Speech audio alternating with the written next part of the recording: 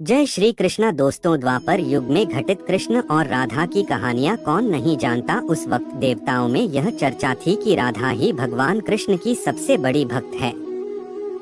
पर इस बात से एक व्यक्ति सहमत नहीं थे और वह थे नारद मुनि। वह अपने आप को ही भगवान कृष्ण का सबसे बड़ा भक्त मानते थे, पर देवताओं में राधा रानी के विषय में चर्चा सुनकर उन्हें जलन महसूस होने लगी थी। नारद मुनि के स्वभाव से भगवान कृष्ण भी अच्छी तरह अवगत थे।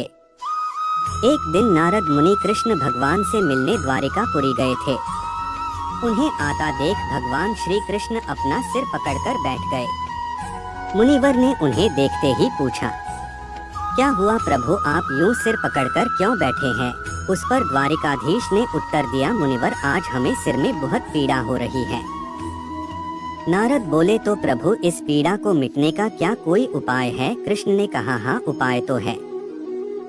अगर मेरा सबसे बड़ा भक्त अपने चरण धोकर उसका चरण अमृत मुझे पिलाएगा तो मेरा सिरदर्द पल भर में ठीक हो जाएगा। कृष्ण के मुख से यह उपाय सुनकर कुछ पल के लिए मुनिवर सोच में पड़ गए कि हूँ तो मैं ही सबसे बड़ा कृष्ण भक्त, लेकिन अगर मैं अपने पैर धोकर उसका चरण अमृत प्रभु को पिलाऊंगा तो मुझे नरक जाने जीतना महापाप लगेगा।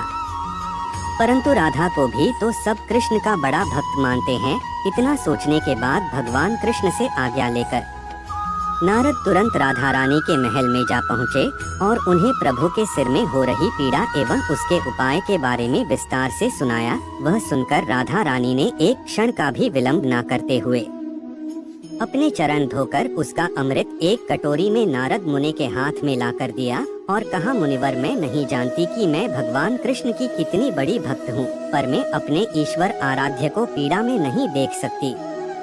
राधा के मुख से वह सच्चे भक्ति भाव के शब्द सुनकर नारद मुनि की आंखें खुल गई और वह समझ गए कि राधा रानी ही कृष्ण की सबसे बड़ी भक्त है और प्रभु श्री कृष्ण ने यह लीला मुझे समझाने के लिए रची थी।